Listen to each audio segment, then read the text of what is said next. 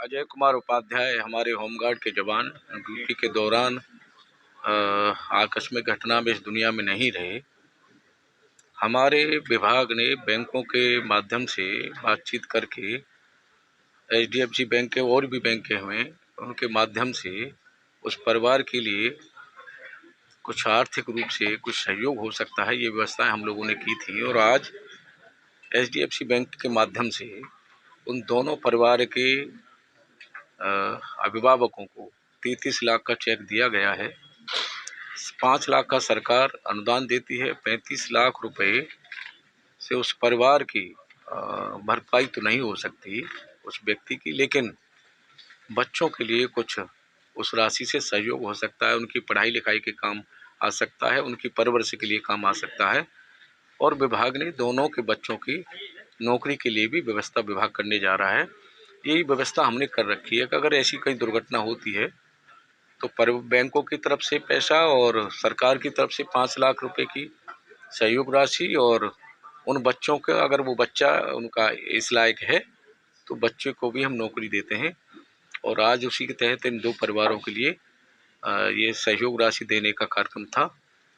और मुझे संतुष्टि है कि वो परिवार उस पैसे का सदुपयोग करके बच्चों के भविष्य बनाने के काम में लेगा।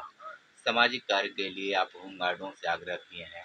इस समय सोशल मीडिया का भी चल रहा है, बहुत सारे ऐसे होमगार्ड और पुलिसकर्मी देखे जाते हैं कि जो बहुत ज़्यादा जागरूक करते हैं।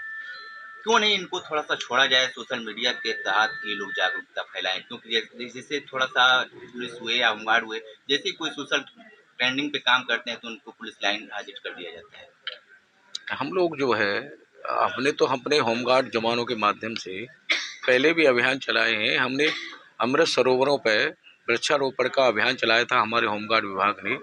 होमगार्ड विभाग हमारा फिर दोबारा ये अभियान चलाने वाला है कि जल का संरक्षण होना चाहिए और प्रकृति का भी संरक्षण संवर्धन होना चाहिए।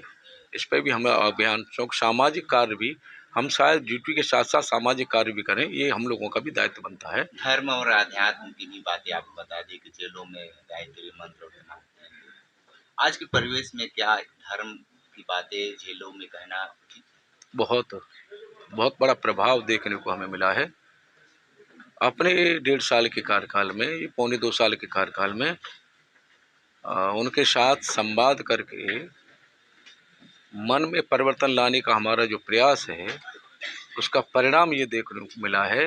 हमारे पास 50 ऐसे वीडियो हैं जिसमें कैदियों ने स्वयं स्वीकार किया है कि हाँ, हमारे मन में बदलाव आया है और आपस में कैदियों में लड़ाई झगड़ा वैमनस्यता वो बंद हुई है। बहुत परिणाम सामने आया है।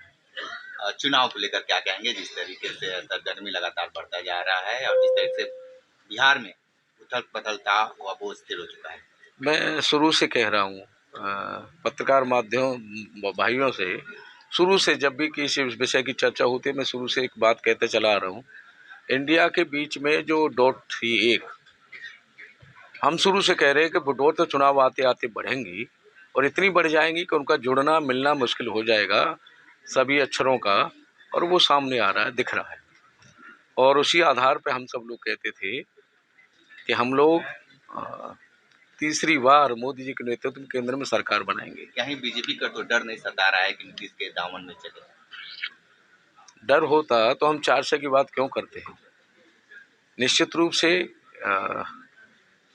नीतीश जी को वहाँ कुछ न कुछ उनका बयान देख लीजिए, कुछ असहजता महसूस हुई है तब वो हमारे साथ जुड़े हैं।